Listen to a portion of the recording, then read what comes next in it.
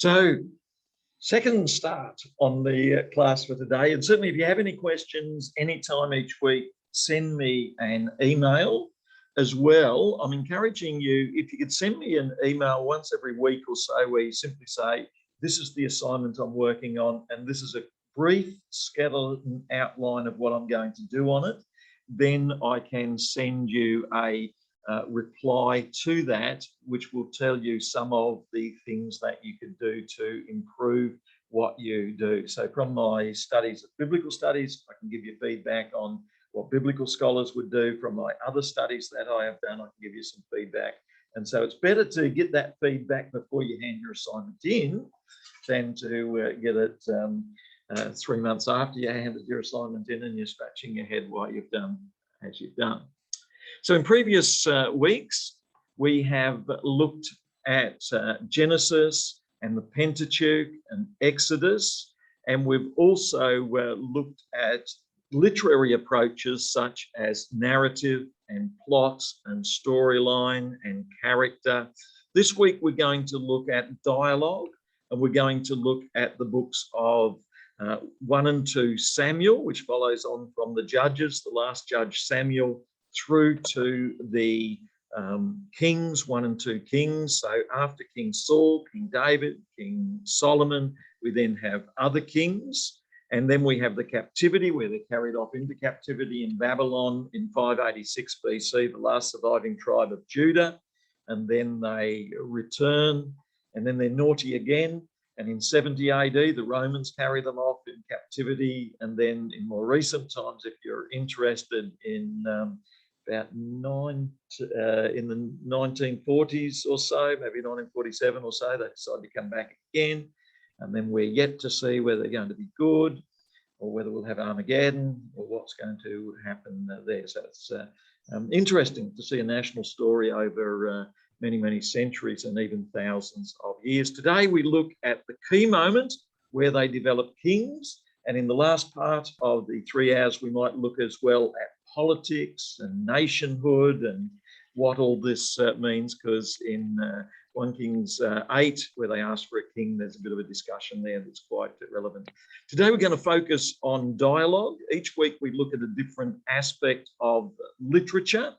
And one of the things that I find very, very interesting is that by our very nature as human beings, who you are as a human person is shaped and influenced by how you manage literature.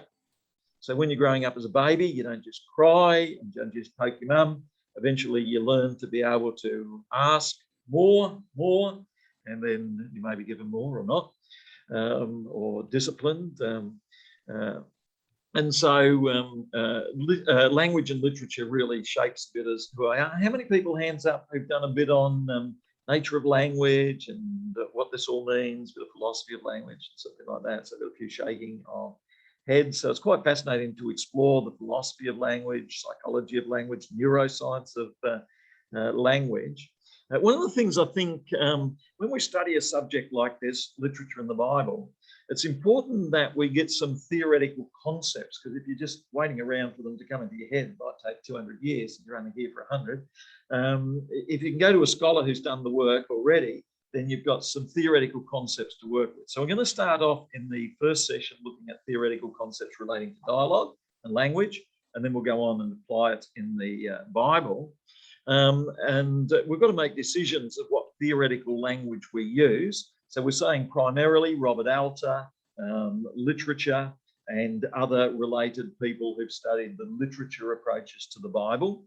But I'm going to introduce you to a couple of other names today, Martin Buber and Bakhtin as a Russian philosopher, because it's the theoretical concepts that you bring to your writing that'll often really strengthen it, give you ideas that you can work with, and it'll give you ideas that you can have sleepless nights over and wake up early in the morning and think about, is life really like that? I know a couple of people studying at the moment who are reading, about Marxism and things like that, and they're thinking, is life really like that? So I encourage you that you might want to think about these theoretical concepts even further. So the concept we're looking at today is dialogue, and we could start with some questions And the sort of questions that we could ask are, firstly, can I get you to write down who do you dialogue with on a daily basis? And even more, do they influence you? I know my wife says, I never listen to her, but I suspect she probably influences me. And so after the wife, then come the children. And I know they say I never listen to them, but I'm sure I probably listen to the children. And then after that comes the dog. And I guess he keeps telling me we need to go for a walk. And I guess he'd say I don't listen to him enough. So I think my life is shaped by those who speak into my life with great inspiration and direction. We need to go for a walk. And your life too. So what about a couple of students? Thoughts? Who speaks into your life or influences you on a daily basis? Or who do you dialogue with? Family. Yeah. Yep. Yeah. So lecturers, mothers, dads. I mean, you don't listen to your dads, do you? But mothers, you can listen to them. And so Bakhtin, the Russian philosopher, says our life is largely shaped by our dialogues. That is who we're talking with. And then in literature, that's what they're doing, is they're putting the two sides, mothers talking to children and so on. And then one of the little exercises you could try in the forum, you might want to try a little dialogue. And I reckon an interesting dialogue would be David and Goliath. And I reckon it'd be quite interesting to rewrite the David and Goliath story. David was a young man, and you could even, if you want to be a children's writer, you could start off and you could write this children's story and put it up there. You might only put the first half up there so that all 1 million viewers would then have to pay to get the second half of the children's story. And so I think dialogue does influence and shape us. And each of the students, I think, you've written down some of the people who influence you. Matthew Parr, who influences you perhaps in your daily dialogue? Who speaks into your life? What people shape what you think and do? Sorry. Yes. Immediate family. We're doing that face to face. I live with my father, my wife, and my children. So it's multi-generational household here. And with all my siblings, we text every day through a messenger chat. Wow. And with your father, now we're all going to maintain secrets here and just put this on the World Wide Web so only 7 billion people can see it. How do you go with your father, Matthew? Yeah, we talk a lot because he is 85. I'm 50 next year. So there's always been that generational gap. Yeah. But, you know, after 50 years of relationship with my dad, we've kind of got it down pat now. Yes. You're working towards it. That's good. Yes. Yeah. You can imagine the dialogue too, when Matthew gets up in the morning and he says, "How are you going, Dad?"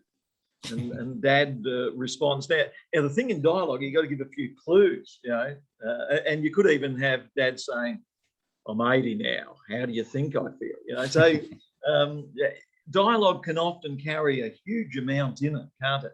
Now, think about it. Why does dialogue draw us in? It's as though we're there in the real world, isn't it? So instead of Matthew saying, "My dad is 50," if Matthew dialogues with his dad, and Matthew says, "How are you feeling?" And his dad says, "I'm over 80 now. How do you think I'm feeling? These knees are over 80. The back there is over 80. And I didn't get a good night's sleep last night." So the dialogue really draws you in and makes it a lot real. And we'll find that in the biblical narrative. Any other thoughts there, Matthew? Any other dialogue you want to add? There's so much that is unsaid too that you pick up. Right. How do you communicate the unsaid? I think it's just in that knowing. So it's not verbally, it's body language. Gesture is another big one. Facial expression. I can read him like a book. I wish I could say the same about my wife, but No, that's a joke. Yeah. So yeah, with all of them, there's so much, that is acted out, rather than spoken. And just look at those two statements of dialogue. I can read him like a book. I wish I could say the same about my wife. And immediately there, it's pregnant with meaning, isn't it? And one of the things that Bakhtin says, the Russian philosopher, is that Bakhtin says that this takes on a life of its own. So the moment we begin to think about what Matthew said, I wish I could say the same about my wife, we think about other people we can't understand. Now, for the two guys in the class, there's only 50% of the world that we don't understand, isn't there? It's the one with long hair and called women. But we're on the way. And I apologise to everyone for my statement. I've only offended 50% of the 7 billion people out there. I will work hard to balance this by offending the other 50% in the next little while. Yes? Thank you. There we go. I've just offended another person. I'm successful today. So dialogue communicates a great deal, but has been said in unknowing, not just verbally, body language. So we might ask our relative, our family member, how do you feel that I've burnt the toast? And the family member says, no, that's fine. Burnt toast is okay. While under the table, they're screwing their hand tight to control themselves. So you can communicate next to the dialogue some body language that carries the message as well. And we can see that in the biblical language. So I'm establishing here that before we go to look at dialogue in the biblical text, we need to look at some theory that will help us. Someone mentioned that your university professors might be a source of authority in dialogue. The lecturer said, the book and scholars said, and we can ask why they're a source of dialogue. And I think the university is very valuable because it opens up dialogue for me with people who've lived hundreds and hundreds of years ago. And there is a library that opens up much more. So the Latin word for university, universitas, means the whole. So it's the gathering of the whole community of teachers and scholars across many disciplines in one place.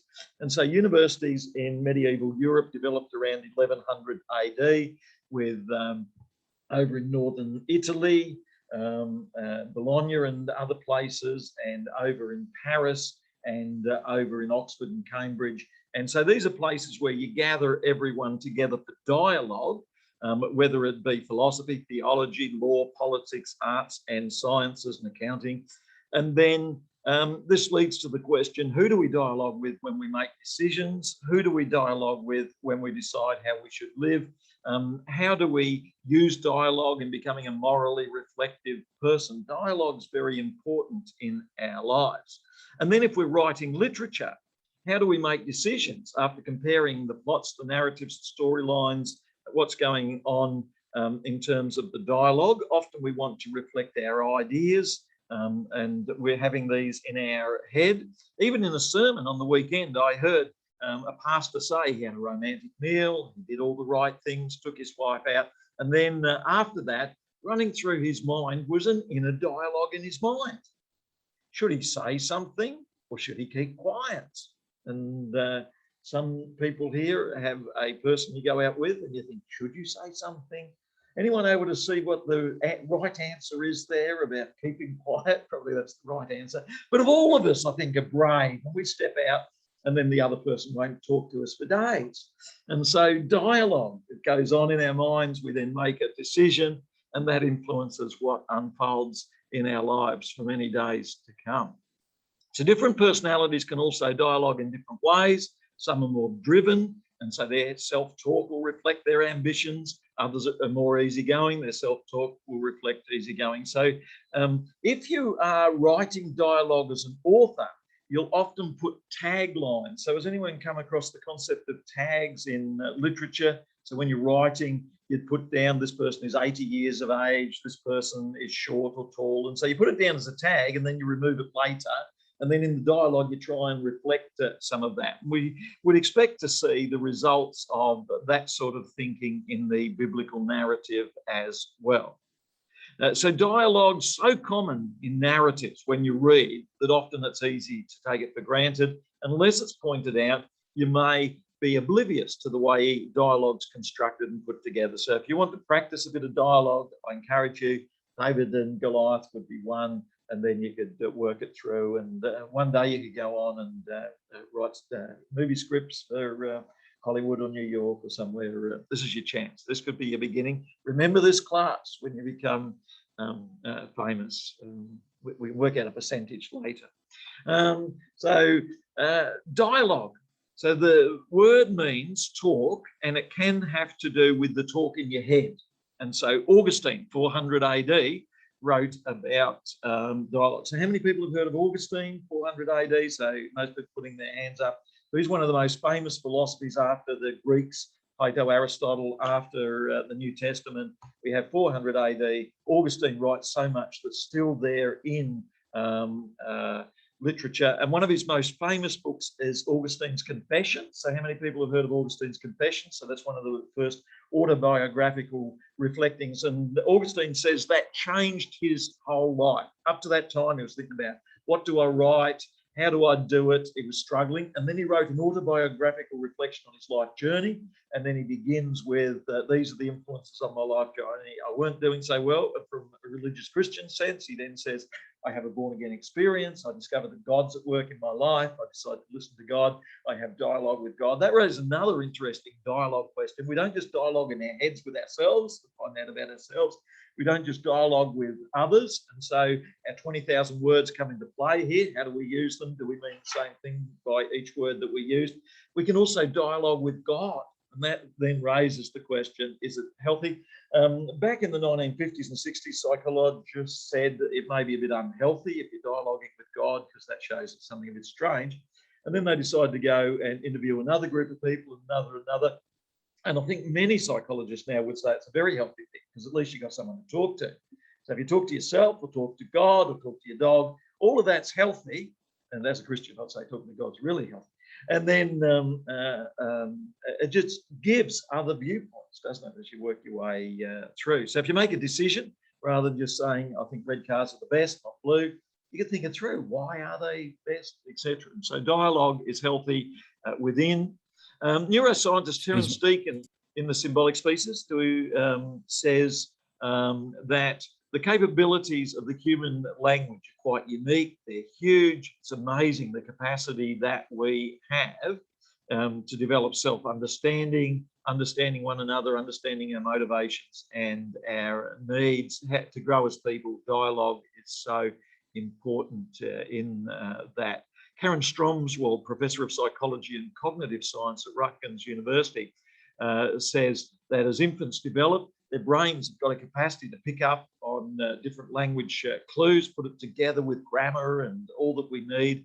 And then as they grow, that can really develop and contribute. I just want to mention now, one of the most significant thinkers on dialogue is Martin Buber. And how many people have come across Martin Buber and I, Thou? So Martin Buber, in his book, I, Thou, said, most of us think that dialogue is speaking to the other person, communicating information. Did you hear what I said? That's what parents do, teachers do.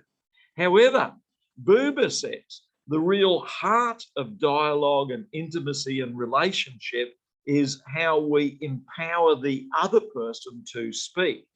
And so instead of the mindset of I, it, where we speak to other people as objects, you are students in my class, listen to what I have to tell you. Desks, chairs, I hope you're listening too.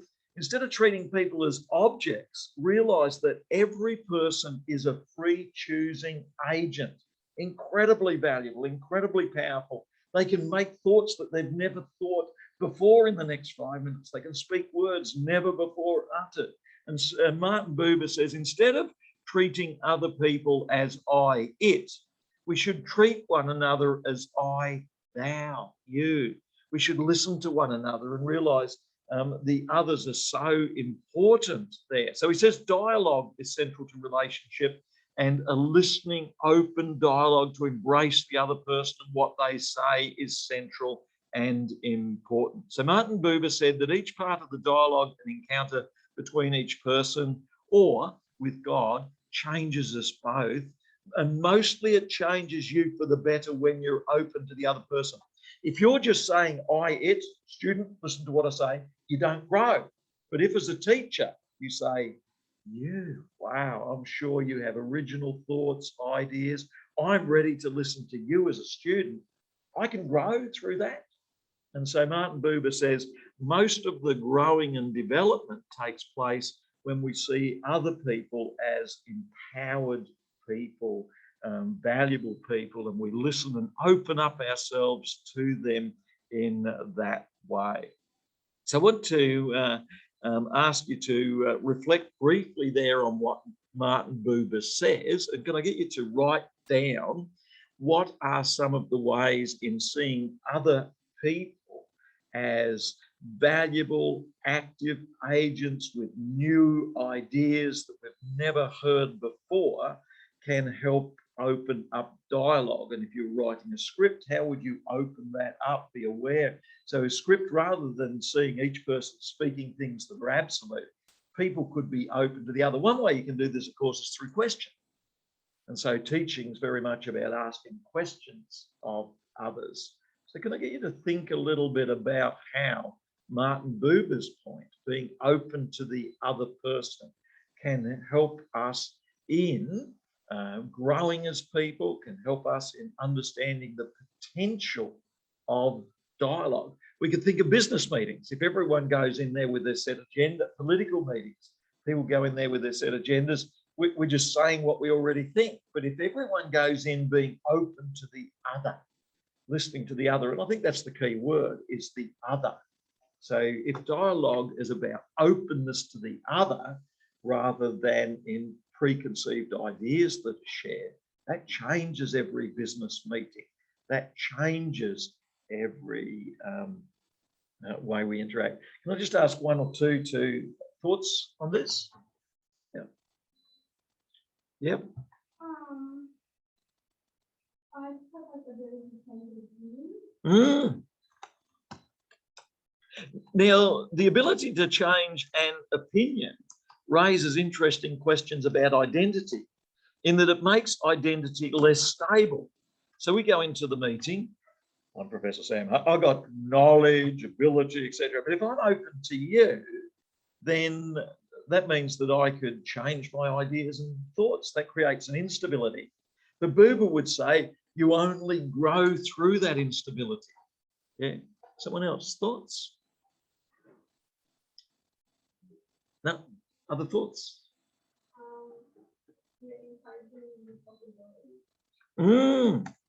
And so at Google and places, they'll often have the whole Friday afternoon will be open to dialogue. People bring in, have you tried this?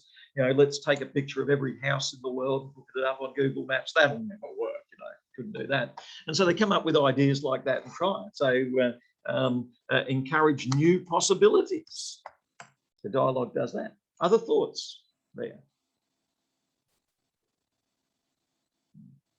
So openness, I think, is a key word, isn't it? And then also another key word is openness. And then another key word we said was the other. So seeing the other as valuable. All right. Any questions? All right, so we might save that first session that introduced dialogue. I've put another session introducing dialogue up on the Moodle website, so you can go to that as well. And you'll see from the notes as well that I will put up that you will be able to see what's unfolding there.